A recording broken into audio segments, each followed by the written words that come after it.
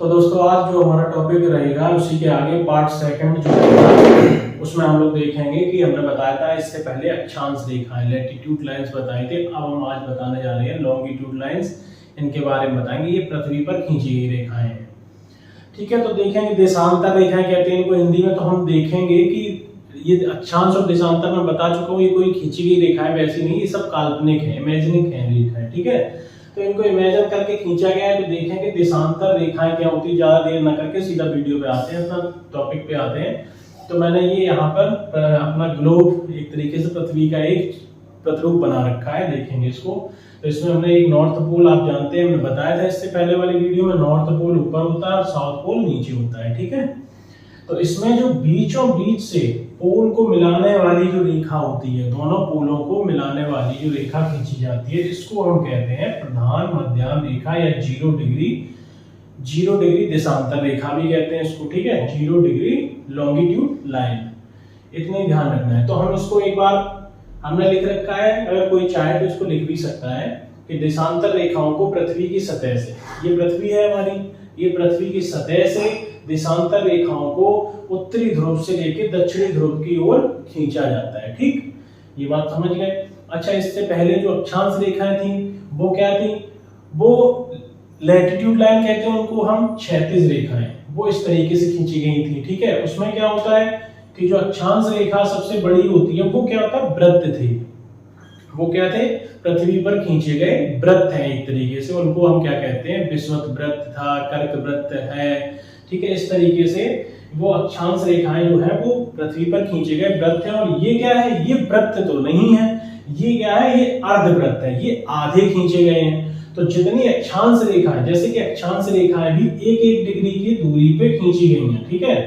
तो 1-1 डिग्री पे दोस्तों यहाँ पे खींचना तो संभव नहीं होगा, 1-1 डिग्री पे खींचना इस पे बोर्ड पे संभव नहीं होगा, और हमें लगता है संभवतः किसी चित्र में भी संभव नहीं होगा, ठीक है। तो 1-1 डिग्री पे खींचना तो यहाँ पर संभव नहीं है, क्योंकि मैं आपको यहाँ पे बना के थोड़ा थोड़ा बता दे रहा हूँ, आप समझ सकते हैं कि 1-1 डिग्री पे अगर अक्षांश रेखाएं खींची जाएंगी तो वो भी कितनी होंगी। और जैसे ये पृथ्वी का जो चित्र प्रतिरूप है, ये गोल, कोई भी गोला हो, वो कितने डिग्री का होता है, 360 डिग्री का। तो जैसे ये जो रेखा है देशांतर रेखा, तो प्रत्येक 1 डिग्री पे खींची गई है। और चूंकि इस गोले का पूरा कोण हम मानते हैं 360 डिग्री होता ही है, ये सभी लोग जानते हैं कि प्रत्येक जो गोलाकार वस्तु हो उसका कोण हम कितना देखते हैं, कितना होता है कि 360 डिग्री।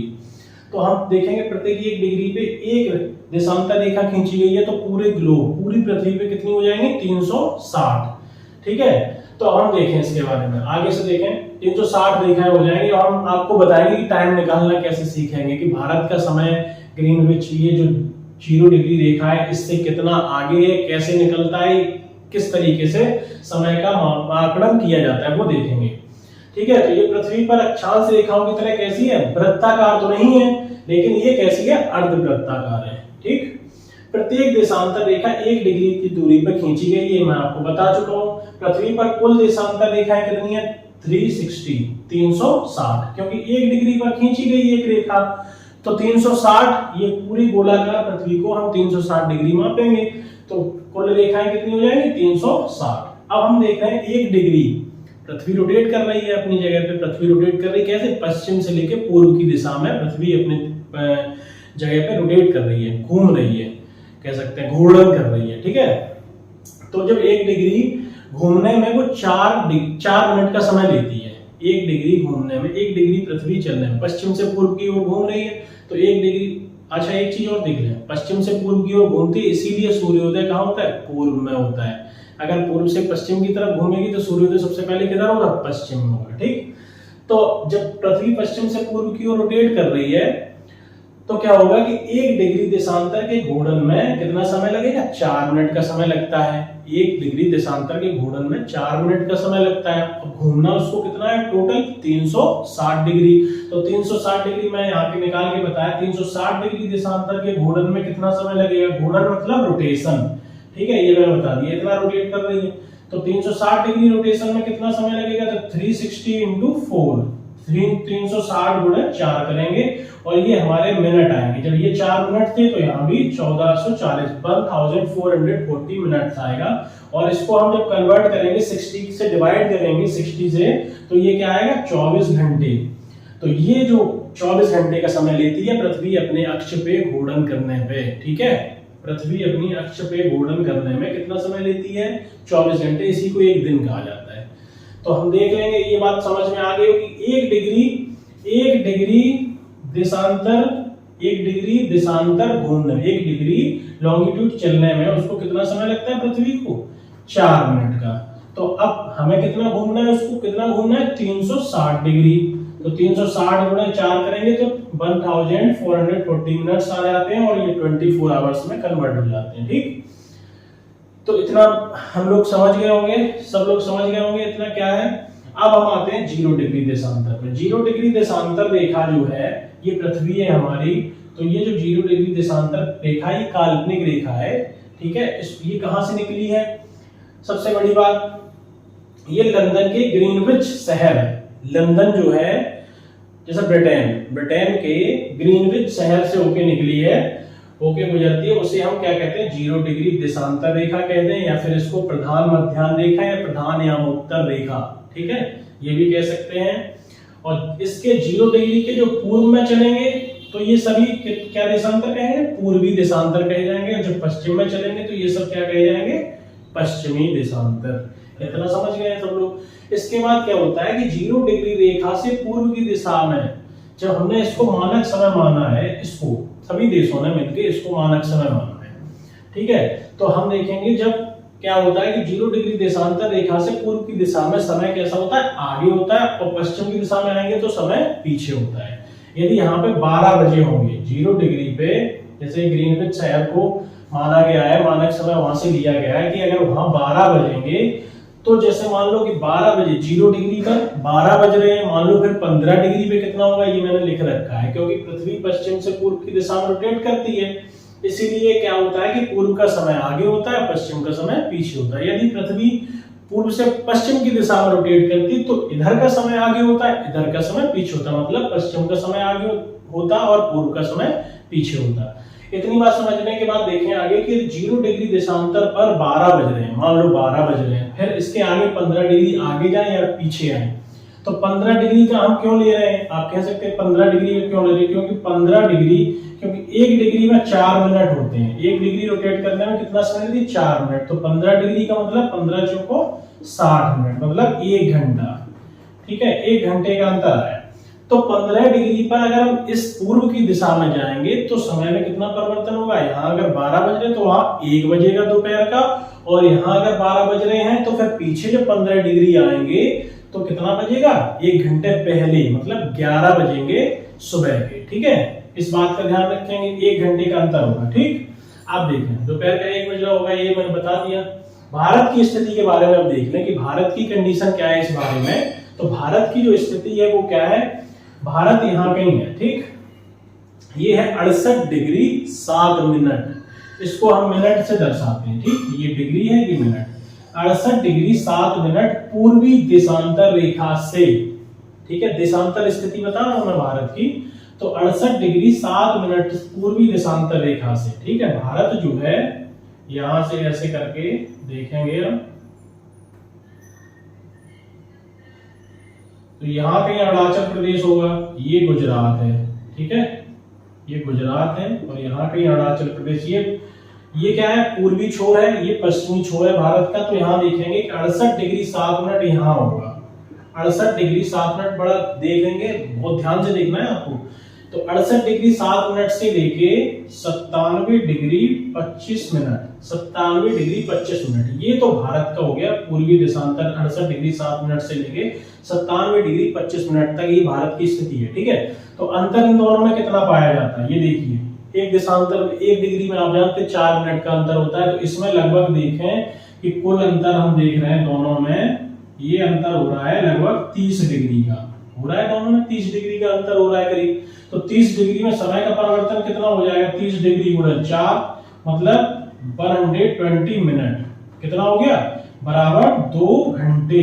तो 2 घंटे का अंतर है गुजरात और अरुणाचल प्रदेश में। अब आपको 2 घंटे का अंतर, समय तो बराबर चल रहा है, तो मैं बता दूं आपको कि अरुणाचल प्रदेश में जो सूर्योदय होगा, सूर्य का जब उदय होगा, तो गुजरात में अरुणाचल प्रदेश से करीब 2 घंटे बाद होगा, क्योंकि सूर्य पूर्व में उदय हो रहा है।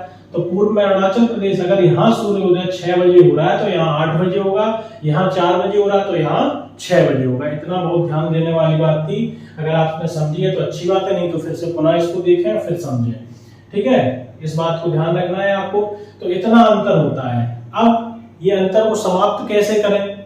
इस अंतर को समाप्त करने के लिए मैं आपको सही सी बात बताऊं कि इस अंतर को समाप्त करने के लिए देश की एक बीचों बीच से हम एक रेखा, मानक समय की एक रेखा, एक काल्पनिक रेखा इसी तरीके से हम मानते हैं।